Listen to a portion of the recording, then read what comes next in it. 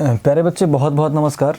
आज हम एक छोटे से डाउट पर चर्चा करने वाले हैं। एक बहुत ही प्यारे बच्चे ने मुझे व्हाट्सएप में कई दिनों से रिक्वेस्ट डाल के रखी है और प्यारा बच्चा मुझे याद भी दिलाता रहता है कि सर, उसने मुझसे कहा कि sir sine minus theta is equal to minus का साइन थीटा होता है, लेकिन cos minus theta is equal to minus का कॉस थीटा क्यों नहीं होता, ये प्लस का कॉस थीटा क्यों होता है। एक छोटा सा डाउट है, इसके लिए मुझे एक छोटा सा वीडियो बनाना पड़ रहा है।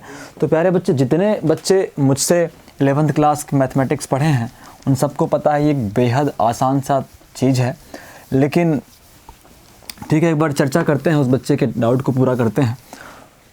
तो प्यारे बच्चों, आप सभी को ये समझने के लिए कि sine minus theta is equal to minus sine theta क्यों होता है और cos minus theta is equal to plus का कॉस थीटा क्यों होता है, इसके लिए आपको थोड़ा सा ट्रिगोनोमेट्री के बेस में जाना पड़ेगा। जब हमने 11th क्लास ट्रिगोनोमेट्री स्टार्ट करी थी बच्चों, तो वहाँ पे हमने देखा था कोण क्या होता है, एंगल क्या होता है, what is angle, what is कोण। तो हमने एक डेफिनेशन देखी थी बच्चे कि आप मान लीजिए कि आपके पास ए बी एक फिक्स लाइन है, आपके पास ए बी एक फिक्स लाइन है। फिक्स का मतलब बच्चे जो स्थिर है, इसे कहते हैं फिक्स एक्सिस, है ना। फिक्स लाइन है जो मतलब चल फिर नहीं सकती, घूम नहीं सकती, रोटेट नहीं कर सकती। और जस्ट ए बी के ऊपर एक बी सी दूसरी लाइन है। सपोज क्या बी हो गया, सॉरी सी हो गया और डी हो गया, सी डी एक दूसरी लाइन है। जो बच्चे पहली लाइन है जो ए बी है वो एक फिक्स लाइन है, मतलब फिक्स एक्सिस है, वो अपने स्थान पे स्थिर रहेगी।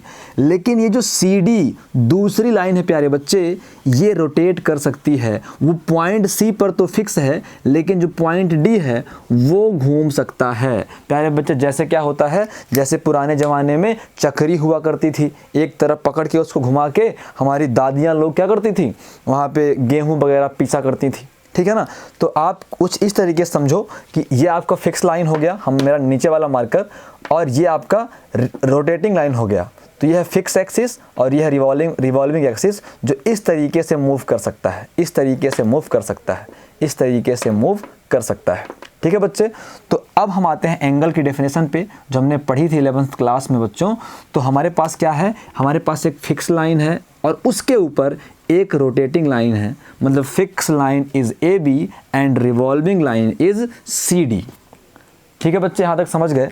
तो प्यारे बच्चों, एंगल का फंडा ये है कि जब फिक्स अक्ष के परितः, जब स्थिर अक्ष के परितः, स्थिर अक्ष के परितः, एक बार मैं लिख दूं यहाँ पे, A B is equal to स्थिर अक्ष, स्थिर अक्ष, स्थिर अक्ष को क्या बोलेंगे हम, फिक्स लाइन या फिर फिक्स एक्सिस।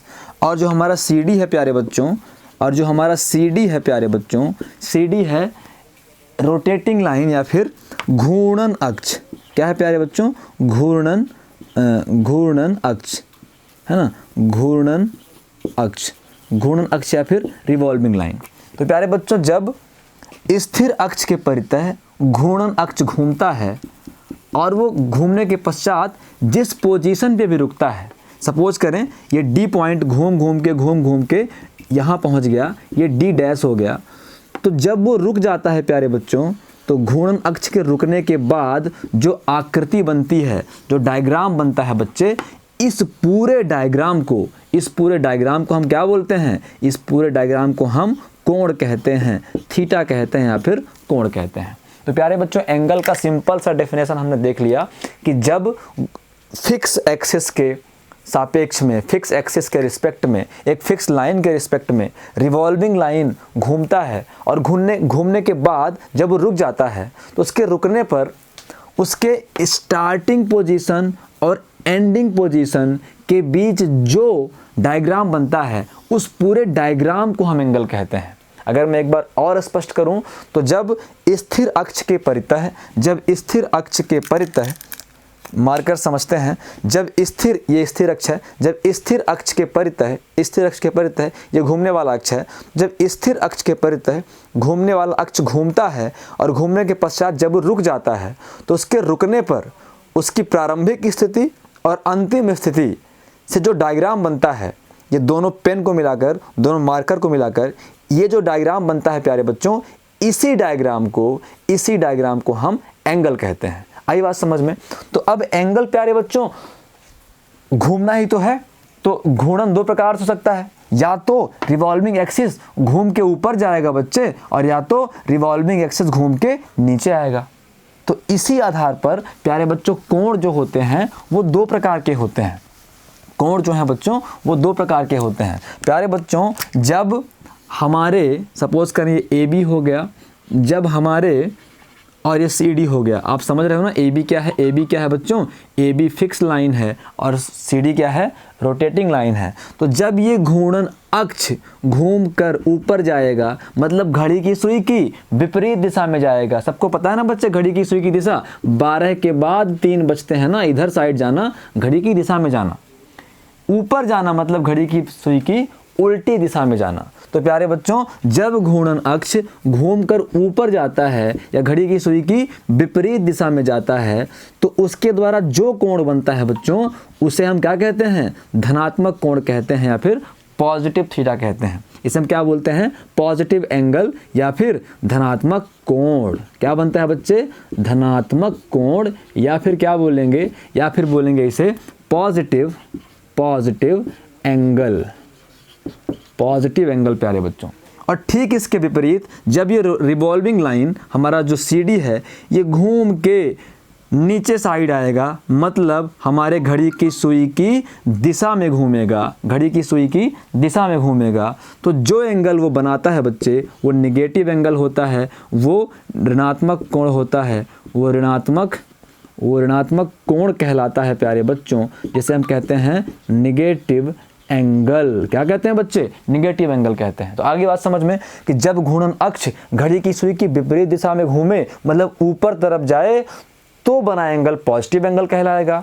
और जब घूर्णन अक्ष, जब रिवॉल्विंग लाइन घूम के नीचे की तरफ आए या फिर घड़ी की सुई की विपरीत दिशा में आए, तब उसके द्वारा बना कोण क्या होगा बच्चे? निगेटिव एंगल होगा। इतना आप समझ गए? अगर इतना आप समझ गए तो अब आप पूरी कहानी बड़े आराम से समझ जाओगे। समझ गए बच्चे? मैंने क्या देखा, जो कोण है उसको हमने ऐसे डिफाइन किया कि स्थिर अक्ष के परितः जब घूर्णन अक्ष घूमता है, घूमने के पश्चात जब वो रुकता है, तो उसके रुकने पर उसकी प्रारंभिक स्थिति और अंतिम स्थिति के बीच जो डायग्राम बनता है, जो चित्र बनता है, उसे हम कोण कहते हैं, एंगल कहते हैं। आई बात समझ में प्यारे बच्चों?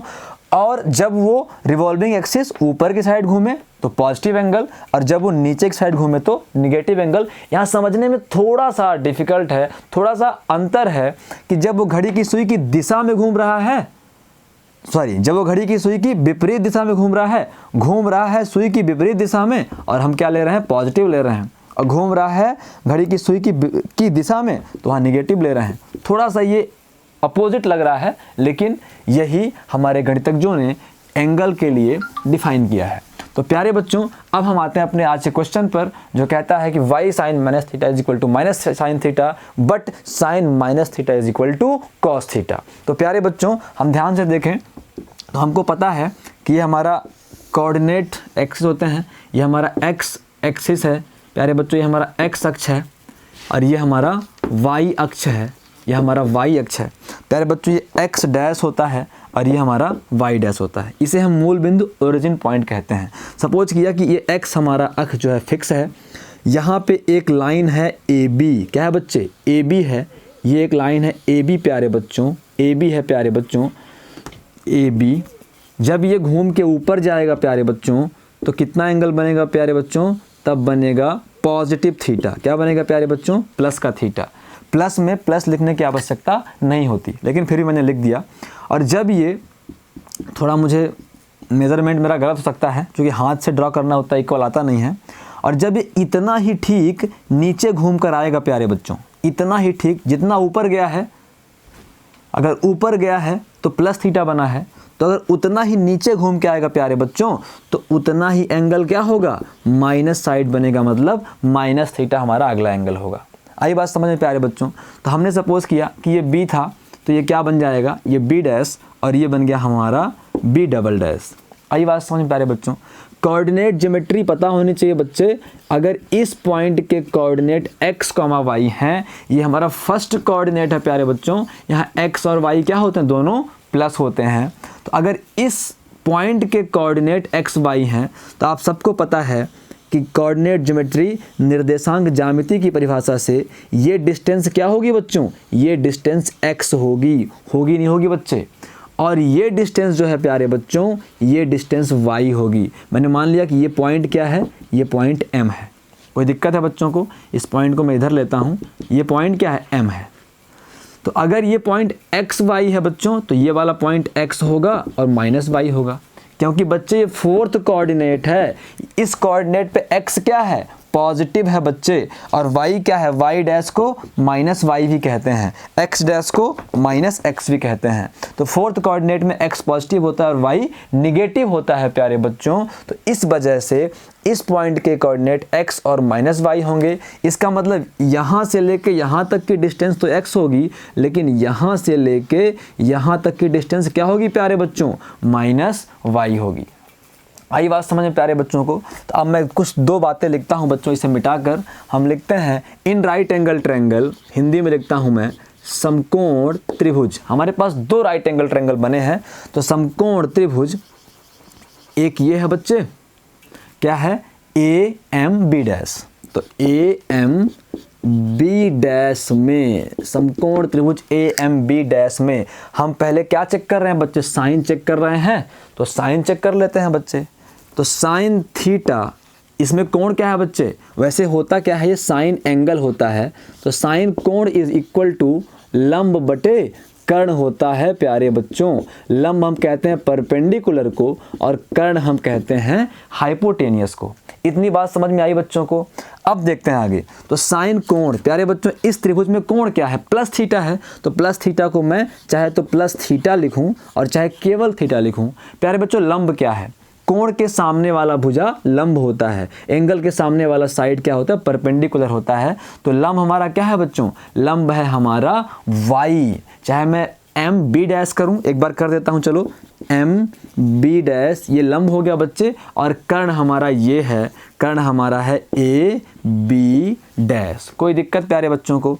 अब देखते हैं। तो साइन प्लस थीटा, प्लस को लिखने की आवश्यकता नहीं होती, तो ये बन जाएगा sine theta is equal to M B dash. M B dash कितना है बच्चे, y है, ये बन जाएगा y upon A B dash. A B dash, हाँ मैंने ए बी नहीं दर्शाया बच्चों। तो ये बताओ, ये इस तरीके से जो ये लाइन जो है, ये घूम के ऊपर गई और ये घूम के नीचे आई, तो ये बताओ एक सर्किल टाइप से बन रहा है बच्चे कि नहीं बन रहा है? तो इस केस में ये लाइन और ये लाइन तीनों इक्वल है कि नहीं है? तो मैं इसे वृत्त की त्रिज्या r मान सकता हूँ, मैं इसे वृत्त की त्रिज्या r मान सकता हूँ प्यारे बच्चों। कोई दिक्कत है? ये r जो है ये हमेशा वृत्त की त्रिज्या है, हमेशा पॉजिटिव होगी। तो फर्स्ट में भी पॉजिटिव होगी और फोर्थ में भी क्या होगी बच्चे, पॉजिटिव होगी। तो यहाँ पे A B dash equal to क्या होगा प्यारे बच्चों, r होगा। ये हमारा इक्वेशन नंबर फर्स्ट है, इसे चुपचाप हम रख लेते हैं। कोई दिक्कत प्यारे बच्चों को? अब मैं थोड़ा मिटा के यहाँ पे समझाता हूँ बच्चों को। अब बच्चे हम कहते हैं समकोण त्रिभुज, बड़े ध्यान से समझना प्यारे बच्चों, समकोण त्रिभुज।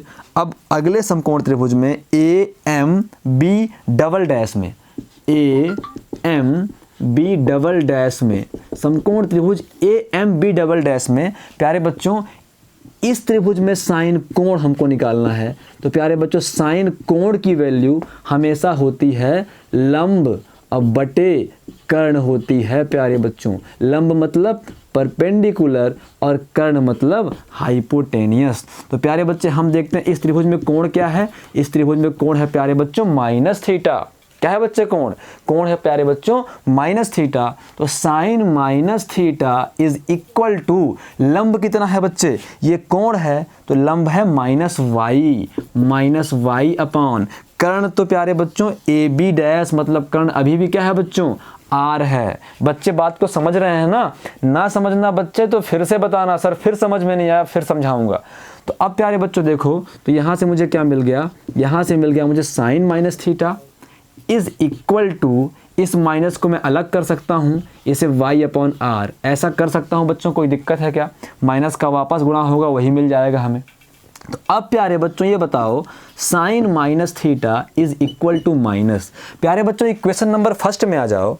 इक्वेशन नंबर फर्स्ट में y upon R, sine theta किसके बराबर है, y अपॉन आर के बराबर है। तो इसका मतलब ये भी है ना बच्चे कि हम y अपॉन आर के स्थान पे साइन थीटा रख सकते हैं। बात समझ में आई बच्चों की नहीं आई? बेसिक बेहद मजबूत करने हैं आपको, कॉन्सेप्ट बहुत मजबूत करने हैं आपको, ताकि कितनी भी विपरीत परिस्थितियां आए आपके जीवन में आपको हरा ना सके, आपको वो डगमगा ना सके। जब बेस मजबूत होता है बच्चे तो इमारत जो है बेहद मजबूत होती है और इमारत जो है बेहद खूबसूरत भी होती है।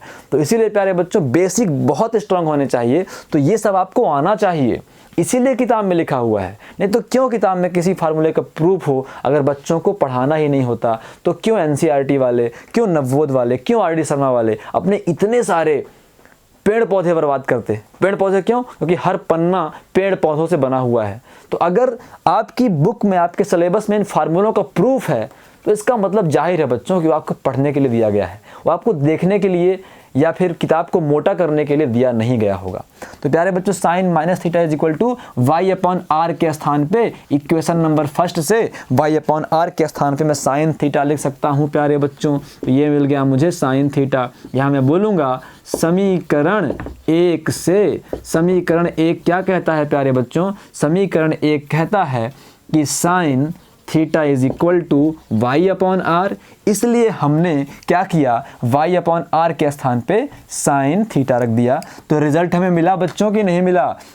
क्या मिल गया रिजल्ट? हमें रिजल्ट मिल गया कि sine minus theta is equal to minus का साइन थीटा। प्यारे बच्चों को समझ में आया कि नहीं आया? ये सिद्ध हो गया, ये प्रूव्ड हो गया ना। अब चलते हैं अगले पे। तो त्रिभुज वही बने रहने दो बच्चों, त्रिभुज वही के वही बने रहने दो। तो प्यारे बच्चों अब हमें क्या चाहिए? कॉस थीटा चाहिए। तो पहले इस वाले त्रिभुज में हम कॉस देख लेते हैं प्यारे बच्चों।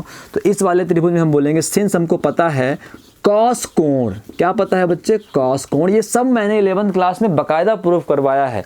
क्यों बच्चे? प्रूफ कराया कि नहीं करवाया? अनुराग बताएगा, है ना, अपना पीयूष बताएगा, राज बताएगा, है ना, प्रसून बताएगा, है ना, बहुत सारे बच्चे हैं, पुष्कर बताएगा, बच्चियों में ज्ञानवी बता देगी, बच्चियों में आंचल बता देगी, रिया बता देगी, आकांक्षा बता देगी, साक्षी बता देगी, है ना, और जिसको मैं गुड्डी बोलता हूँ बता देगी। तो बहुत सारे बच्चे जिनको आता होगा ऑलरेडी।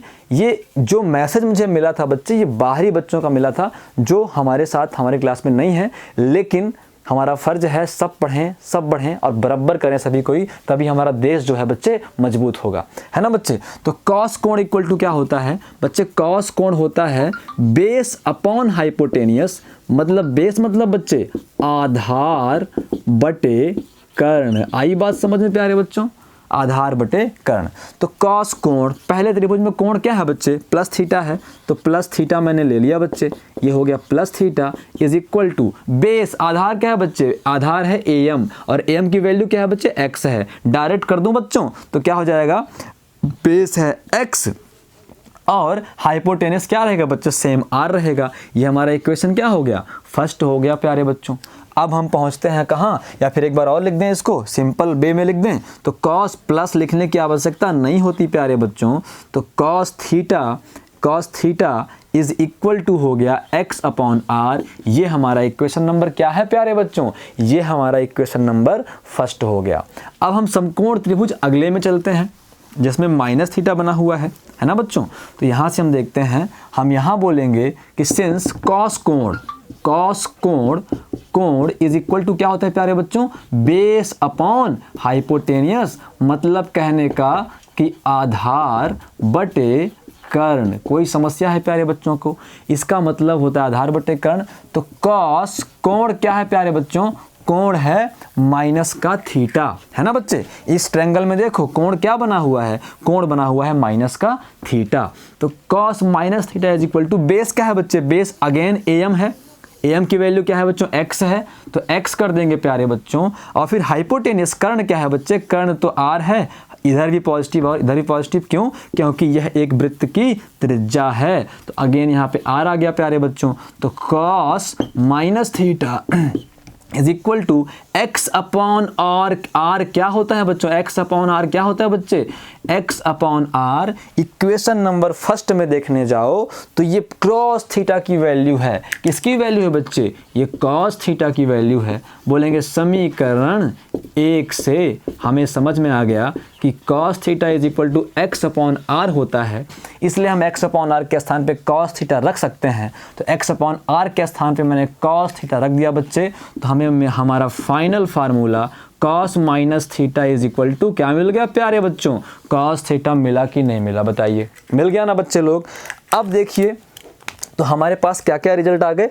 अब जो बच्चे ने बोला था पहले उसको हम क्लियर कर दें, उसके बाद tan का प्रूफ कर देते हैं और बाकी जो 3 हैं हमारे प्यारे बच्चे प्रूफ कर देंगे। तो बच्चे का क्वेश्चन था कि y sine minus theta is equal to minus का sine theta but cos minus theta is equal to positive theta. ये निगेटिव है या पॉजिटिव क्या है बच्चे, तो हमने प्रूफ किया, आप समझ गए ये क्यों होता है। फिर भी अगर एक लाइन में बताना हो बच्चे तो एक बात ध्यान रखो आप कि जब आप साइन थीटा की बात करते हो तो साइन थीटा होता है लंब बटे कर्ण, परपेंडिकुलर अपॉन हाइपोटेनियस। तो बच्चे जो हमारा पहला ट्रायंगल होता है फर्स्ट कोऑर्डिनेट, और एक बात और समझो आप कि प्लस का थीटा जो है, जो प्लस का थीटा है वो फर्स्ट कोऑर्डिनेट में बनता है और माइनस का थीटा फोर्थ नंबर कोऑर्डिनेट में बनता है। तो जो हमारा परपेंडिकुलर होगा बच्चे वो फर्स्ट कोऑर्डिनेट में पॉजिटिव होगा और सेकंड कोऑर्डिनेट में निगेटिव होगा, इसलिए वैल्यू क्या आ जाती है, निगेटिव आ जाती है। लेकिन कॉस के केस में क्या होगा बच्चे, cos theta is equal to होता है आधार बटे कर्ण। तो बच्चे आधार ये होगा, आधार तो ये x का पॉजिटिव एक्सिस है। x क्या होता है बच्चे, x फर्स्ट में पॉजिटिव और फोर्थ में भी पॉजिटिव, तो ये x यूज होगा x अपॉन आर। तो यहाँ पे आधार जो है फर्स्ट में और फोर्थ में दोनों में पॉजिटिव है, इसलिए cos minus theta equal to plus का कॉस थीटा हमको मिलता है प्यारे बच्चों। अब मैं एक tan का भी कर दूं ताकि ये कंप्लीट हो जाए कॉन्सेप्ट, और 3 जो है बच्चों को अपने मैं दे दूंगा होमवर्क के रूप में, पुराने बच्चे भी करेंगे और नए बच्चे भी करेंगे। तो प्यारे बच्चों हम फिर से बोलेंगे समकोण त्रिभुज, है ना, समकोण त्रिभुज। पहला त्रिभुज क्या था बच्चों, समकोण त्रिभुज AMB डैश में, AMB डैश में प्यारे बच्चों क्या होता है, साइन, हमें tan पता करना है तो tan कोण, tan एंगल बोलेंगे इंग्लिश मीडियम वाले बच्चे, tan एंगल होता है बच्चों base upon perpendicular upon base, perpendicular मतलब बच्चों लंब, अब बेस अपॉन प्यारे बच्चों आधार। कोई दिक्कत है प्यारे बच्चों को, नहीं होनी चाहिए अभी तक तो यहाँ पे प्यारे बच्चे tan पॉजिटिव थीटा है तो मैं कोण को थीटा ले लेता हूँ, पॉजिटिव है उससे बार बार लिखने की आवश्यकता नहीं है। परपेंडिकुलर अपॉन बेस, परपेंडिकुलर मतलब लंब, लंब है y, बेस आधार बच्चे आधार है x। इक्वेशन नंबर क्या बन गया प्यारे बच्चों, फर्स्ट बन गया। अब हम आते हैं कहाँ पे, समकोण त्रिभुज AMB डबल डैश में। दूसरे त्रिभुज में आते हैं, माइनस थीटा वाले त्रिभुज में आते हैं, फोर्थ क्वाड्रेंट वाले त्रिभुज में आते हैं बच्चे। तो क्या हो जाएगा यहाँ पे जब मैं tan कोण की बात करूँगा प्यारे बच्चों तो वो क्या होगा, परपेंडिकुलर अपॉन बेस, हिंदी वाले क्या बोलेंगे, लंब बटे आधार, लंब बटे आधार। तो tan कोण निगेटिव थीटा है बच्चे तो माइनस थीटा कर देंगे इज इक्वल टू, अब इस त्रिभुज में लंब क्या है बच्चे, थीटा के सामने वाला लंब होता है कि नहीं होता, तो थीटा के सामने वाला माइनस वाई है तो माइनस वाई हमारा लंब, लंब यहाँ इस्तेमाल हुआ ना, लंब साइन में इस्तेमाल हुआ था तो साइन निगेटिव आया था, लंब tan में इस्तेमाल हो रहा है तो tan निगेटिव आएगा। मतलब जहाँ जहाँ लंब परपेंडिकुलर यूज होगा वो निगेटिव आएंगे। तो माइनस वाई अपॉन बेस, बच्चे आधार क्या है, आधार तो अगेन हमारा x है, AM मतलब x है तो x हो गया। तो अब प्यारे बच्चों tan माइनस थीटा मैं इस माइनस को अलग कर सकता हूँ और y अपॉन x को अलग कर सकता हूँ ना प्यारे बच्चों। तो अब ये क्या बन जाएगा, tan minus theta is equal to minus का इसकी वैल्यू बच्चे इक्वेशन फर्स्ट में क्या है, y अपॉन x है बच्चे tan का थीटा, तो माइनस के स्थान पे माइनस किया और y अपॉन x के स्थान पे tan थीटा कर दिया। साइड में लिख दो कहाँ से बच्चे, फ्रॉम इक्वेशन फर्स्ट। अब प्यारे बच्चों को मैं 3 जो हैं वो होमवर्क दे रहा हूँ, तो सभी बच्चे कमेंट करके बताएंगे सर हमने प्रूव्ड कर लिया है ना, भले आता था तब भी प्रूव्ड करो, बार बार हमें प्रयास करने से कुछ हमारा कम थोड़ी ना हो जाएगा बच्चे। तो आज हमने देखा फर्स्ट कि sine minus theta is equal to minus का साइन थीटा होता है। सेकेंड नंबर देखा हमने cos minus theta is equal to plus का कॉस थीटा होता है। थर्ड हमने देखा बच्चों कि tan minus theta is equal to minus का टेन थीटा। फोर्थ आपको प्रूव्ड करना है बच्चों, टेन के बाद क्या आता है, कॉट आता है, cot minus theta is equal to minus का कॉट थीटा, है ना।